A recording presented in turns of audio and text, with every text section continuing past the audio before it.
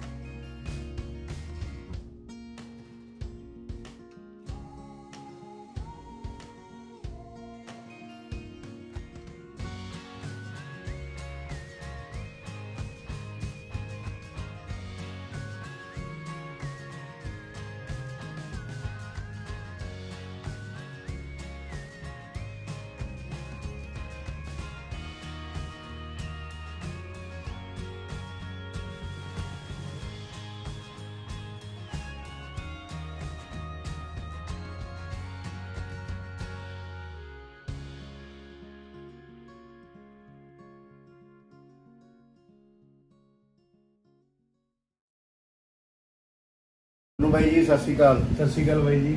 बड़ी देर से इच्छा थी जी कि आपसे इंटरव्यू की जाए, क्योंकि घोड़ों में आप बहुत पुराने हो गए और बहुत मशहूर भी हो गए अपने घोड़ों की वजह से। ना सिर्फ बुलंद, आपके पास एक दौड़ने वाली घोड़ी थी साहिबा, उसने भी आपके लिए बहुत सारा नाम कमाया। आप जैसे भाइयों की कृपा है मनु भाई। सबसे बड़ी बात तो मेरे लिए ये बहुत बड़ी बात है कि आप हमारे लिए जहाँ मेरा इंटरव्यू लेने आए, बहुत बड़ी बात है। थैंक यू मनु भाई। थैंक यू जी सोनू भाई। ये सब घोड़ों की मेहरबानी है जी कि सब लोग इकट्ठा हुए हैं। सही है जी। हम दोनों ही पंजाबी हैं, इंटरव्यू हम पंजाबी में भी कर सकते हैं और हमारे लिए पंजाबी बोलना हिंदी बोलने के बनिस्बत बड़ा आसान है।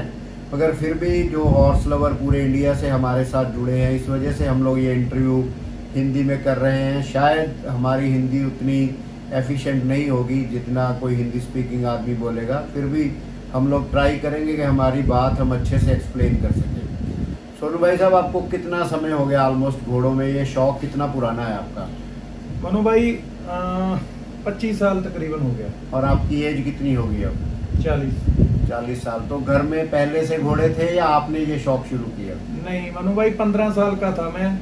मेरे डैडी एक नीली मज्जू के लाइन से होगी वो घोड़ी, उसकी डिटेल तो इतनी नहीं मालूम, लेकिन नीली सब्जी घोड़ी लेके आई थी, तो उससे आपका शौक बढ़ता गया। जी जी भाई। फिर लगातार आप घोड़े रखते रहे या बीच में कभी ये डिसकंटिन्यू हुआ? कभी नहीं छोड़ा, लगातार। ओके।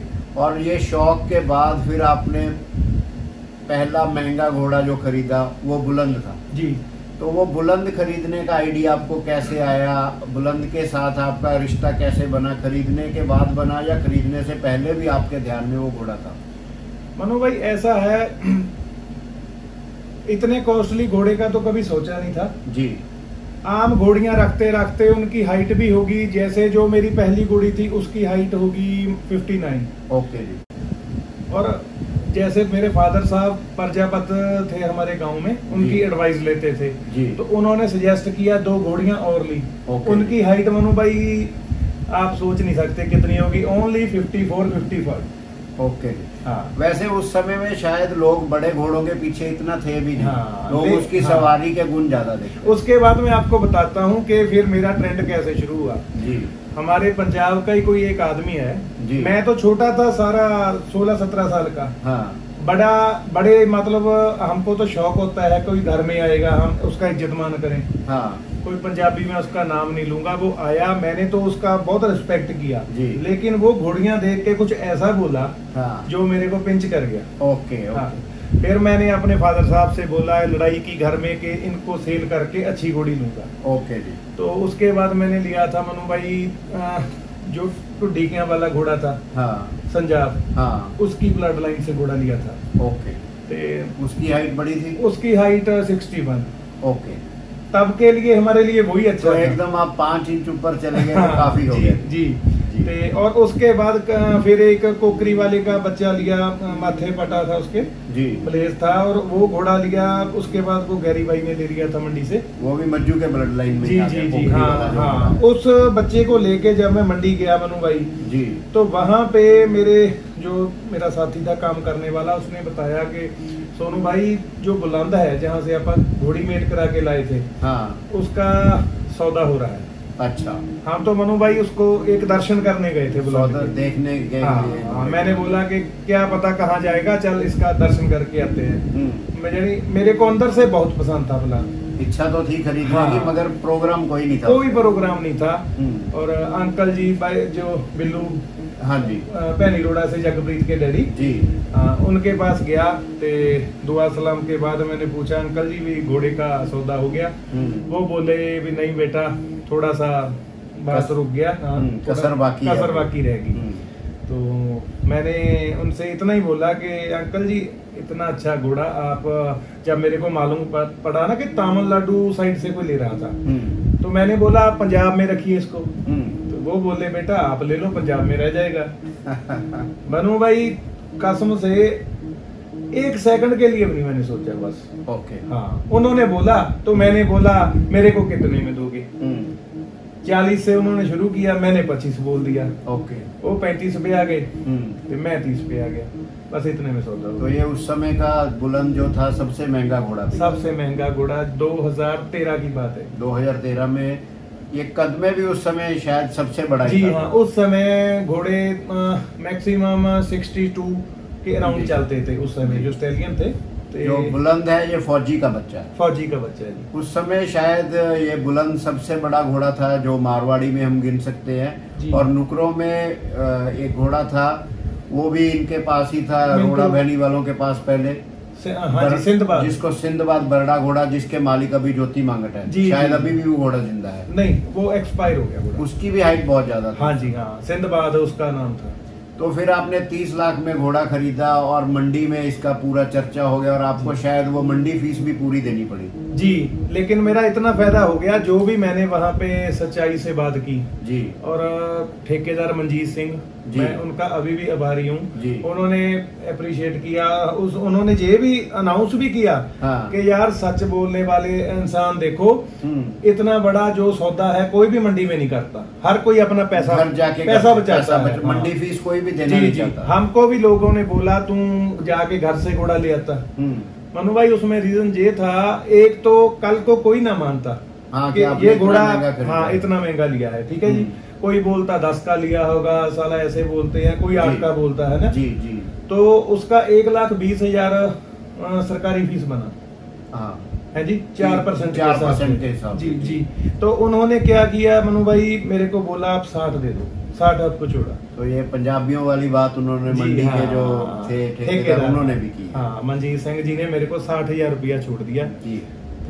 तो ऐसे घोड़ा है। आपके पास कितने समय तक फिर बुलंद को रखा आपने अपने घर में? 3 महीने कम 2 साल मनु भाई। उसके बाद बुलंद की डेथ हो गई जी।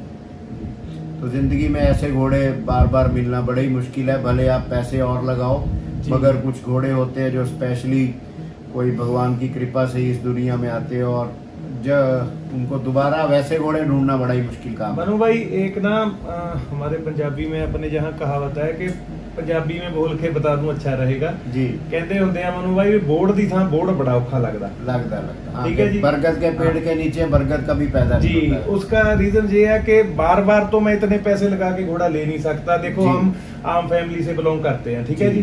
तो अभी तो मेहनत कर रहे हैं, उसके बाद कि कब भगवान की कृपा होगी, ठीक है। जैसे पहले हुई दोबारा फिर कभी ना कभी जरूर होगी। अब तो भगवान घर में ही दे दे घोड़ा। और बुलंद खरीदने के बाद फिर घर में आपके कोई टेंशन हुई? परिवार वालों का क्या रिएक्शन था इतना महंगा घोड़ा खरीदने के बाद? उस टाइम में तो मनु भाई मैंने घर में तो बात ही नहीं आने दी, मंडी में ही सेट कर दिया सभी को कि घर में नहीं पता लगना चाहिए जी। अगर कोई दिक्कत होगी, कोई पूछेगा तो बोलना 5 लाख। ओके, चलो घर में 5 लाख के लिए भी बोला, तूने ज्यादा लगा दिए। मैंने कहा चलो कोई बात नहीं, घोड़ा भी देखो कैसा है। बट मनु भाई जब 1.25 साल के बाद घोड़े की डेथ हुई जी, तब मेरी पोल खुल गई। हाँ, फिर तो खैर चोरी की बात जो है घर वालों से कब तक आप चोरी रख जी जी, घर में लोग आते थे जो सिंपैथी लेकर, है ना, कि आपका इतना महंगा घोड़ा था, बड़ा नुकसान हो गया जी। तो हम मेरी वाइफ ने और मदर ने बोला कि नहीं, घोड़ा तो 5 लाख का था, भी आप 30-40 का बोल रहे हो लाख का। तो उसके बाद फिर मेरे को घरे बताना पड़ा ये सच बोल रहे हैं।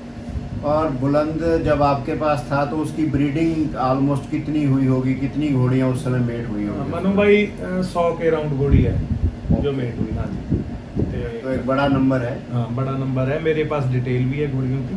उसके अभी कुछ रिसेंट बच्चे जो बड़े बन रहे हो, अच्छे बन रहे हो मनु भाई? एक तो हनुमानगढ़ में जी, मे भी उनका नाम बलजिंदर सिंह है। अभी तो शायद 2 दांत हुआ होगा। जी जी, बहुत अच्छा घोड़ा है, 65 से ऊपर होगा वो। हाँ, मैंने भी लास्ट ईयर उसको एक शो में देखा था। हाँ, काफी बड़ा घोड़ा। उसके बिना एक जगप्रीत के पास जहाँ से बुलंद मैंने लिया था, उनके घर में खलीफा है। खलीफा जो काला घोड़ा है, 3 पैर सफेद और माथे में हाँ, वो भी एक बहुत अच्छा घोड़ा। हाँ मनु भाई, वो है। और उनके घर में एक बुलंदी नाम की घोड़ी है, ग्रे कलर की, वो भी बुलंद की है। बाकी और भी बच्चे रहे होंगे जो अभी तक फेसबुक पे या दुनिया में कम फेमस हुए। और भी काफी बच्चे हैं जो मतलब पॉपुलर है, बुलंद के काफी पॉपुलर है मनु भाई। और आपके पास एक भागने वाली घोड़ी थी जो आप लोकल रेसेस में दौड़ाते थे, उसका नाम था साहिबा जी। उसकी क्या ब्लड लाइन थी मनु भाई? उसकी भी एक स्टोरी है जी। बुलंद एक्सपायर हो गया, उसके बाद डॉक्टर बेअंत ने मेरे को बताया कि आपके घोड़े की बच्ची है, ऐसे करके अभी 18-20 महीने की पखोवाल में, आप ले लो जी, आपको अच्छी लगे। मनु भाई जब मैं गया तो एक कली जो उसका हड्डी आप गिर सकते हैं जी। हाँ, इतना बुरा हाल, उससे ऐसे खड़ा भी नहीं हो सकती थी आराम से। तो मैंने डॉक्टर साहब को भी फोन लगाया, जी क्या है? वो बोले भी गारंटी है बुलंद की, बाकी आप देखो। मनु भाई बस मेरे से वो छोड़ नहीं हुई। ओके। वो उसके मालिक ने भी सोचा कि इसके पास बुलंद था, ये लेके ही जाएगा। वैसे जजमेंट करते तो वो 40,000 की भी महंगी थी, क्योंकि जो उसकी कंडीशन थी जी। मैं 1.20 में उसको लेके आया। तो आपने अपने घोड़े का नाम और उसका जो फैमिली बैकग्राउंड की वजह से उसको ले लिया, खरीद लिया। मनु भाई घर में आके उसको थोड़ी ऐसी प्रॉब्लम थी डाइजेशन की, कुछ भी डालते थे तो डाइजेस्ट नहीं थी हो पाता। घर में आके बैठ गई, उसको पकड़ के उठाते थे। ये कंडीशन देख के लोग भी बोलते थे तुमने क्या ले लिया जी। और मैं बोलता था मेरे घोड़े की बच्ची है और ये भागेगी एक दिन। हाँ, कई बार अपने अंदर से कोई फीलिंग होती है और लोग मजाक बनाते थे जी। और उसके बाद मनु भाई उस घोड़ी ने पहले नंबर किए हैं, आपने तो देखा। मैंने देखा है, बहुत सारी रेसेस उसने जीती और उसका पूरा नाम पंजाब में जी। एक हमारे पंजाब में घोड़ा है जिसको कोई घोड़ा अभी हरा नहीं पाया, कारतूस। उसको उस साहिबा ने हराया, जितनी बार हराया। कारतूस का भी घोड़ों की, ये देसी घोड़ों की रेसों में बहुत बड़ा नाम। हाँ, उसको सिर्फ साहिबा ने हराया है। कारतूस के मालिक जुजार सिंह जी, जुजार सिंह बहुत बड़ा नाम कमाया जी कारतूस ने जी। और लेकिन बात वही हुई मनु भाई, साहिबा को भी ज्यादा भगवान ने टाइम नहीं दिया जी। अच्छी चीजें अभी 4 दांत होने लगी थी जी, तभी एक्सपायर होगी वो भी। सोनू भाई, बुलंद जो घोड़ा है इसके शायर हैं फौजी जी।